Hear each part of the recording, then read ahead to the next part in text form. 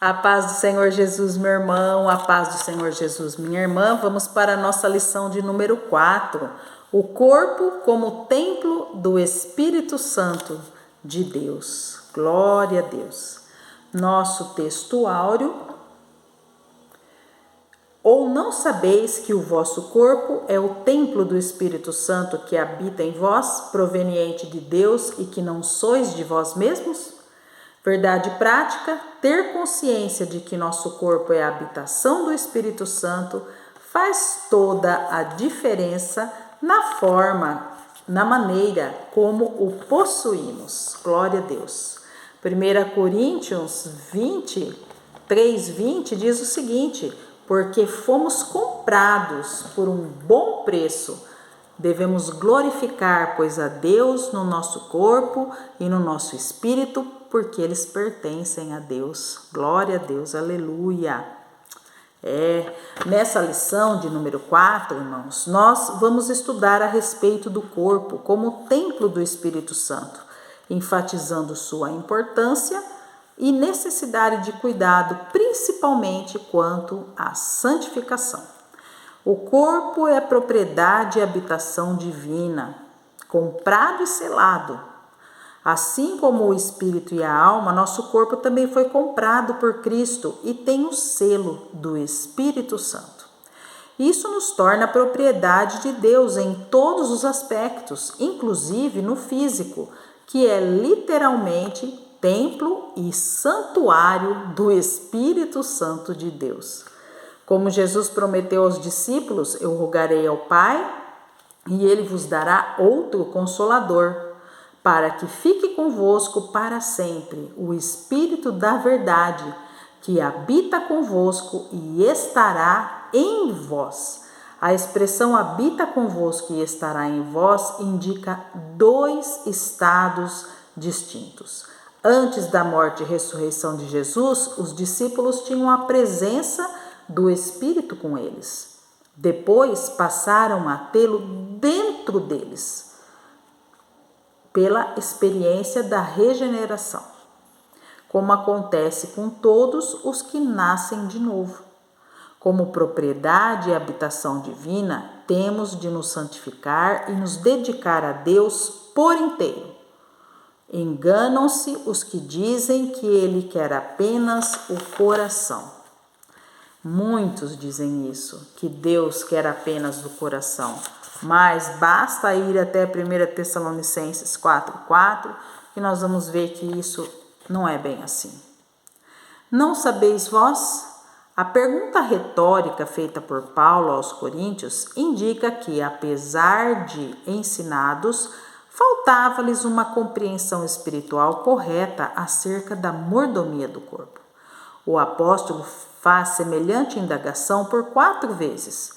Os coríntios eram imaturos e carnais, por isso havia tantos pecados entre eles. Discussões que visam negar a necessidade de santificação corpórea são sinais de imaturidade e carnalidade, inclusive as relativas ao vestuário.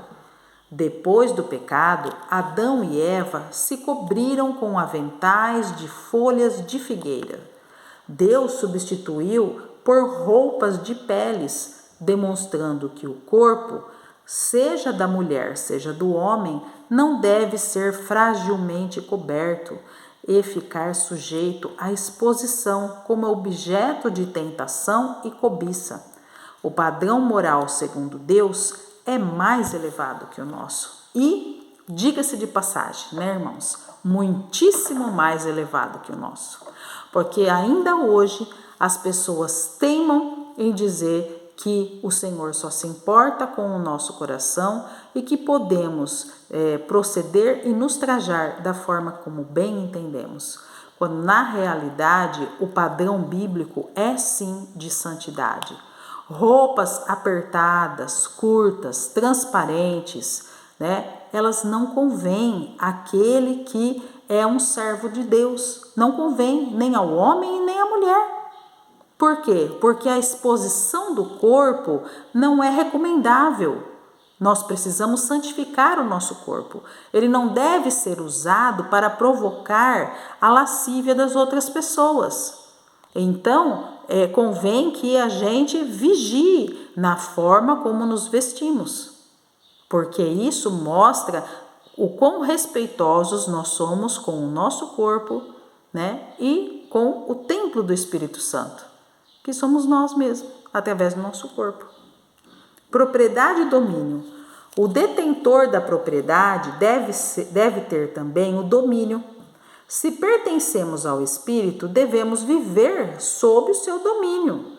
Como enfatiza Paulo, nosso corpo é para o Senhor e não para as impurezas. Somos membros de Cristo e templo do Deus vivente. Por isso, o pecado contra o corpo ofende gravemente a santidade de Deus e produz terríveis sofrimentos. Quando isso acontece, somente um profundo arrependimento e sincera confissão conduzem a uma verdadeira e completa cura e restauração. Muitas pessoas sofrem os danos dos pecados praticados através do corpo.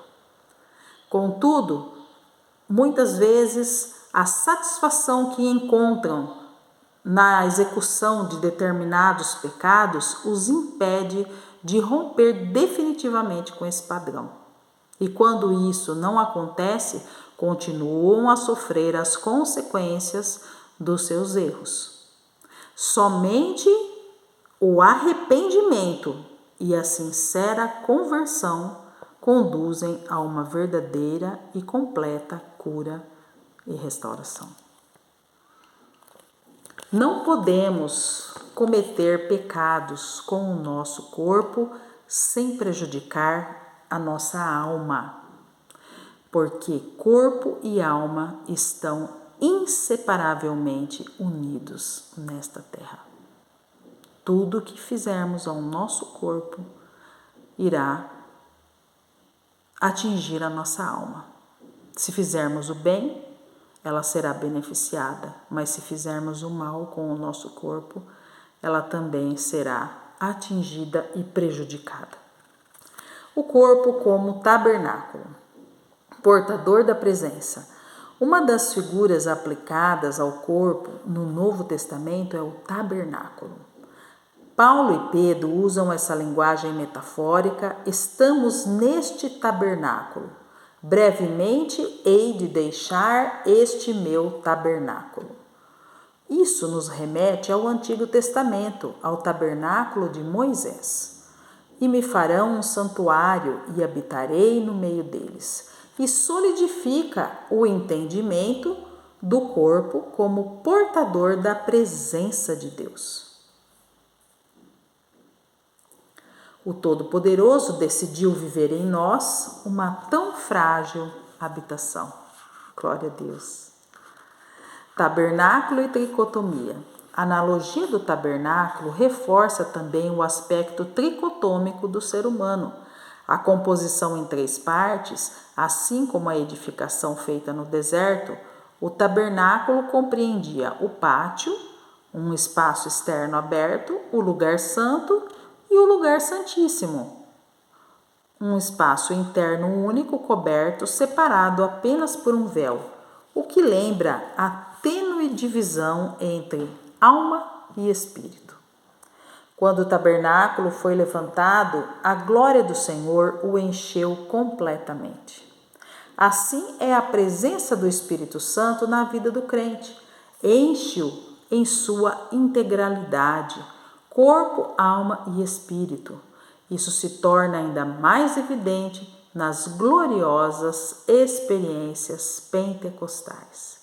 É verdade. Muitas pessoas criticam o pentecostalismo. Criticam porque dizem que existe apenas movimento e que torna-se isso daí coisas infantis, meninice. Contudo, é dentro do pentecostalismo que nós percebemos a interação do corpo, da alma e do espírito.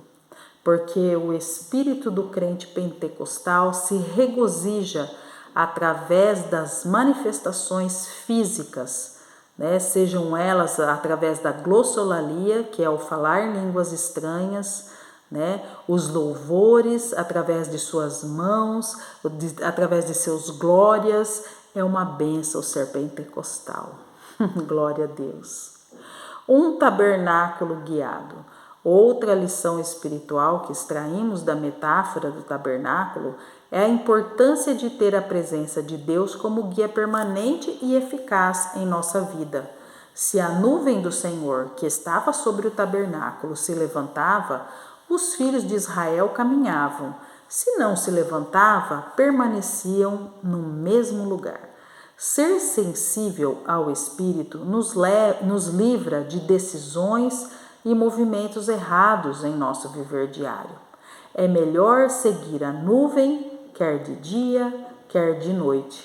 Irmãos, é realmente interessante. Os israelitas, quando eles estavam no deserto, eles seguiam a nuvem. Se ela parava, eles paravam e ficavam ali tanto tempo quanto ela estivesse parada. E quando ela seguia, eles prosseguiam. Precisamos sim ser sensíveis à voz do Espírito Santo de Deus quando ele nos orienta a esperar e a seguir. Muitas pessoas, por vezes, cometem desatinos por seguir a sua própria intuição, descartando os sussurros do Espírito Santo de Deus em sua vida, que orientam quando a pessoa deve aguardar e às vezes ela insiste em prosseguir e depois acaba se decepcionando, se arrependendo ou tendo grandes perdas financeiras. É importante cultivar essa intimidade com o Espírito Santo de Deus e obedecer a sua voz. Cuidando do templo do Espírito, fugir da prostituição. O substantivo grego porneia, traduzido como prostituição em 1 Coríntios 6,18, tem um significado amplo, referindo-se à impureza ou imoralidade sexual, no sentido geral. Toda prática sexual fora do casamento está abarcada nessa expressão. Ao usar o verbo fugir na voz ativa, fugir de ou para longe, Paulo aponta a necessidade de ações concretas que nos ponham a salvo dos terríveis malefícios das impurezas sexuais, o que começa pelo cuidado com os nossos olhos. O que vemos e como vemos determina se nosso corpo será cheio de luz ou trevas, conforme Mateus 6, 22, 23. Além dos nefastos efeitos espirituais, os pecados sexuais produzem graves consequências físicas e mentais. A pornografia, por exemplo, tem se tornado um vício altamente destrutivo. O alerta divino é imperativo e radical: fugir. Os irmãos estão muito acostumados com aquela passagem que diz: resisti ao diabo e ele fugirá de vós. No entanto, precisam estar atentos que, quando o assunto é referente à impureza sexual, o conselho é outro. O conselho é fugir da prostituição. Quando se trata de um pecado de ordem sexual, devemos fugir, pois, através dos nossos olhos, já podemos começar a pecar. Muitas pessoas estão envolvidas na pornografia, que eu classifico como um polvo de muitos tentáculos, e depois a pessoa quer se libertar e ela não consegue. Somente clamando ao Senhor mesmo, porque é algo que vai envolvendo a pessoa aos poucos e quando ela percebe, ela já está completamente viciada nesse tipo de estímulo tão nocivo que tem acabado com muitos casamentos. Disciplinas espirituais. Para uma vida espiritual plena, como o templo do Espírito Santo, não basta que os membros do corpo deixem de ser instrumentos do pecado. É preciso apresentá-los a Deus como instrumentos de justiça e culto em sacrifício vivo, santo e agradável a Deus. É por meio do corpo que praticamos as mais importantes disciplinas da nossa vida espiritual, como o jejum, a oração e o estudo da palavra de Deus, que são fundamentais para uma contínua e fluente agência do Espírito Santo de Deus em nosso interior. Ele nos guia em toda a verdade, produz em nós o seu fruto, nos capacita para servir a Cristo e habita em nosso coração como penhor de nossa eterna redenção. Glória a Deus, aleluia. Pois é, irmãos, não basta que os membros do nosso corpo deixem de ser instrumentos de pecado. Isso não basta. Nós precisamos apresentá-los a Deus como instrumentos de justiça. Cabeça vazia é a oficina do inimigo. Ela não pode estar vazia, ela tem que estar preenchida com as coisas de Deus. Glória a Deus, aleluia. E quais são as coisas de Deus? As disciplinas da nossa vida espiritual. Jejum, oração, estudo da palavra.